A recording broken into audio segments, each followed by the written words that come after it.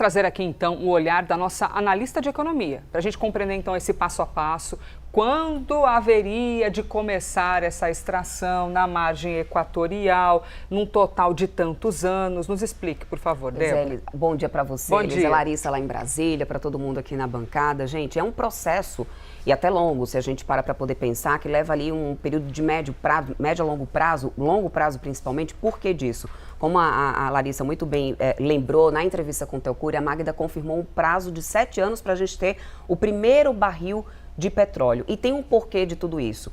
O próximo passo são as outras perfurações, como a Larissa e o Theo muito bem já mencionaram aqui. Só que depois de começar a perfurar esses novos poços, para delimitar essa área de descoberta, a gente precisa medir o potencial desses poços.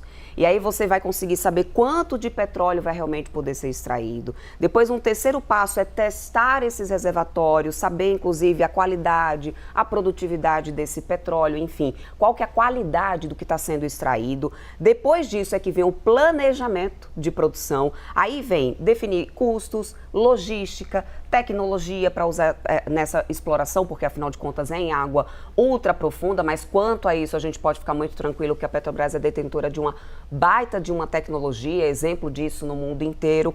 Depois disso a gente vem com a obtenção de licenças para contratar, no final das contas, para ter depois autorizações ambientais, para conseguir contratar as plataformas e todos os equipamentos, para depois disso, aí sim, você conseguir ter o primeiro barril de petróleo sendo extraído. Ou seja, então, são 7 anos, pelo menos, aí pela frente de trabalho a ser executado. Que ainda assim, Elisa, vem num período e num momento de extrema importância. O mercado já aguardava com certa ansiedade de que a gente tivesse uma nova reserva para a Petrobras, dado aquele prazo, como o Theo muito bem mencionou logo no início, de que o pré-sal está atingindo o pico dele e tem um prazo de validade. Ele deve terminar nos próximos 10 anos essa reserva dele. A gente precisava ter uma substituição. A grande promessa era justamente essa margem equatorial. E agora a gente começa a constatar isso realmente.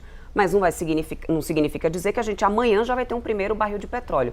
Tem todo um processo, é um projeto de longo prazo, mas que para o mercado já é uma importante resposta, uma importante confirmação nesse momento da capacidade produtiva da Petrobras agora, que continua aí executando esse trabalho. Hoje é um dia que a gente deve ter uma repercussão positiva, inclusive em relação às ações da Petrobras, depois dessa notícia confirmada nesse final de semana. Ainda falando tecnicamente sobre essa questão de exploração, eu vou trazer aqui mais um trecho. A presidente da Petrobras, Magda Chambriard, em entrevista exclusiva aqui à CNN, como você percebeu, destacou que ainda é preciso mais estudos para confirmar uma potencial exploração comercial. Vamos entender esse trecho?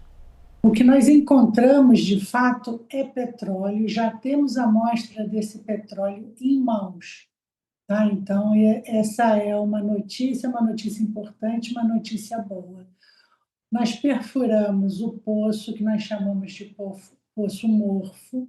Ele está localizado a 185 quilômetros do Oiapoque e a 580 quilômetros da foz do Rio Amazonas. Nesse momento, nós temos uma descoberta absolutamente relevante. O petróleo está já amostrado, nós já vimos esse petróleo, ele já está nas nossas mãos, amostras para levar ao laboratório. O que nós temos, então? Uma descoberta, o que não quer dizer ainda uma descoberta comercial. Nós precisamos continuar a perfuração desse poço até o fundo e depois nós precisamos perfurar outros poços que nós chamamos de poços de delimitação, para que a gente saiba, então, a quantidade de petróleo real e possamos, então, nos preparar para o desenvolvimento dessa descoberta.